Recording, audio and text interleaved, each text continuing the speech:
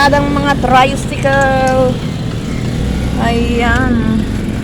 Arangkada pa more. Kaya nung ako nagtatrabaho dito talagang pinapauna ko muna silang lahat kahit gabihin ako